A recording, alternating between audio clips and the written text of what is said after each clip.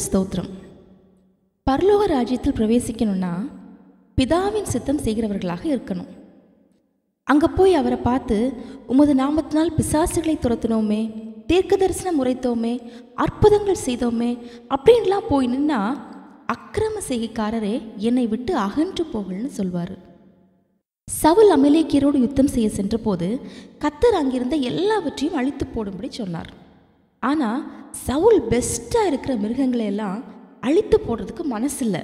அதனால் கர்த்தருக்கு பலி செலுத்த ஜனங்கள் கொண்டு வந்தார்னு சொல்கிறாரு.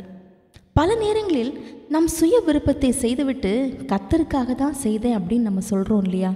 ஆனால் கர்த்தர் அதை ஏற்றுக்கொள்ள மாட்டார். அதனால தான் சாமுவேல் சவுலை பார்த்து கர்த்தருடைய சத்தத்துக்கு கீழ்ப்படுகிறதை விட பலிகள் கர்த்தருக்கு பிரியமாக இருக்குமான்னு சொல்லி கேட்குறாரு. அப்போது எதை செய்தாலும் அவர் சித்தம் செய்கிறோமா என்பதில் ஜாக்கிரதை உள்ளவர்களாக இருக்க வேண்டும். இல்லைன்னா நாம் பரலோக ராஜ்யத்தில் பிரவேசிப்பது என்பது கூடாத காரியமாகவே இருக்கும். இதனால தான் ஸ்ரீஷர்களுக்கு ஜெபிக்க சொல்லிக் கொடுக்கும்போது கூட உம்முடைய சித்தம் பரமண்டலத்திலே செய்யப்படுவது போல பூமியிலையும் செய்யப்படுவதாக ஜெபிக்க சொல்லிக் கொடுக்கிறார். சரி, சொல்லி கொடுத்தவர் எப்படி வாழ்ந்தார்னு பார்த்தா, எனக்கு சித்தமானதை தேடாமல் என்னை அனுப்பின பிதாவுக்கு சித்தமானதையே தேடுகிறேன்னு சொல்கிறாரு. அப்படின்னா வேறு வழி இல்லை, அதனால செய்கிறேன் அப்படின்னு சொல்லலை, நான் அதையே நாடி தேடுறேன்னு சொல்கிறாரு. அவர் பரலோகத்தையும் எல்லா மகிமையும் விட்டு பிதாவுக்கு கீழ்ப்படிந்தவராக வந்தார் இல்லையா? நான் இதையெல்லாம் விட்டுட்டு வந்திருக்கிறேன், அதனால கொஞ்சம் ஏன் விருப்பம் செய்கிறேன் அப்படின்னு கேட்கல. நம்மனா நிறைய நியாயம் பேசுவோம்ல, ஆண்டவரே நான் உங்களுக்காக எதையோ செஞ்சேன், எதையோ விட்டுட்டு வந்திருக்கேன், என் விருப்பத்தையும் கொஞ்சம் நிறைவேற்றுங்க, இப்படியெல்லாம் ஆர்கியூ பண்ணுவோம்ல. அவர் ஆர்கியூ பண்ணலை. மாறாக பிதாவுக்கு பிரியமானவைகளே நான் எப்பவும் செய்கிறேன், அதனால என் கூடவே அவர் இருக்கிறாருன்னு சொல்கிறாரு. சிலுவை பாடுகளை நினைத்து மிகவும் வியாகுலப்படுறாரு. பயமும் திகிலும் என்னை பிடித்து கொண்டதுன்னு சொல்கிறாரு.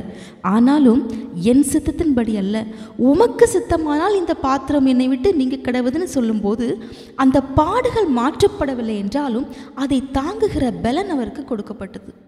ஷாத்ராக் மேஷாக் ஆபேத்நேகோவை அக்கினியில் போடுவோன்னு சொல்லும்போது கூட எங்கள் தேவன் விரும்பாத விக்கிரக ஆராதனையை நாங்கள் செய்ய மாட்டோம்னு தைரியமாக இருந்தாங்க. சித்தம்னா என்னங்க? விருப்பம் தானே.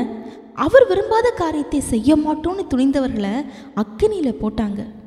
அவர் சித்தம் செய்கிறவர்கள் ஒருவேளை அக்கினியில் இருக்கலாம், ஆனாலும் அவர் கூட இருப்பார்.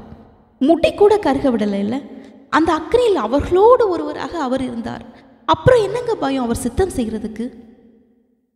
குஷ்டரோகி ஒருவன் இயேசுவிடம் வந்து உமக்கு சித்தமானால் என்னை சுத்தமாக்கும்னு கேட்குறான். அவனோட இருதயத்தை பார்த்தீங்களா? உங்களுக்கு சித்தம் இருந்தால் எனக்கு சுகத்தை கொடுங்க. நன்மை செய்கிறவராகவே சுற்றி திரிந்தவர் அவனுக்கு நன்மை செய்ய மாட்டேன்னு சொல்லுவாரா? எனக்கு சித்தம் உண்டு, சுத்தமாகன்னு சொன்ன உடனே அவன் சுத்தமானான். நம்மில் பலருக்கு உமக்கு சித்தமானதை செய்யுங்க அப்படின்னு ஜெபிக்கிறதுக்கு பயம். ஏதோ ஆண்டவர் தப்பு பண்ணிடுவார் போலவும், இவங்களுக்கு தான் எல்லாம் தெரியும் போலையும் ஆண்டவருக்கே பிளான் போட்டு கொடுப்பாங்க. பிரியமானவர்களே, நேற்று என்ன நடந்தது, இப்போ என்ன நடக்குதுன்னு மட்டும்தான் நம்மளால் அறிய முடியும். நாளையை குறித்து நமக்கு தெரியுமா? தெரியாது இல்லையா? சகலத்தையும் அறிந்த அவருக்கு மட்டும்தான் நமக்கு எது நல்லதுன்னு தெரியும். எனவே அவர் சித்தத்திற்கு நம்மை முழுவதுமாக விட்டு கொடுக்கும்போது நிச்சயம் நமக்கு நன்மையானதை மட்டும்தான் அவர் செய்வார். ஏன்னா வசனம் சொல்லுது, கர்த்தரிடத்தில் அன்பு கூறுவர்களுக்கு சகலமும் நன்மைக்கு ஏதுவாகவே நடக்கும். இதனால தான் பவுலும் தீமோத்தேயும் கொலோசு பட்டணத்து விசுவாசிகளுக்கு நிருபம் எழுதும் போது அவருடைய சித்தத்தை அறிகிற அறிவினாலே நீங்கள் நிரப்பப்பட நாங்கள் இடைவிடாமல் ஜெபம் பண்ணுறோன்னு எழுதுறாரு. அவருடைய சித்தத்தை அறிகிற அறிவு நமக்கு இருந்தால் மட்டும்தான் அவர் சித்தம் செய்ய முடியும். உம்முடைய சித்தத்தை அறிகிற அறிவினாலே எங்களையும் எங்களோடு இருக்கிறவர்களையும் நிரப்புங்கப்பான்னு சொல்லி கேட்போமா? அதை தாமே உங்களை ஆசீர்வதிப்பாராக. ஆமேன்.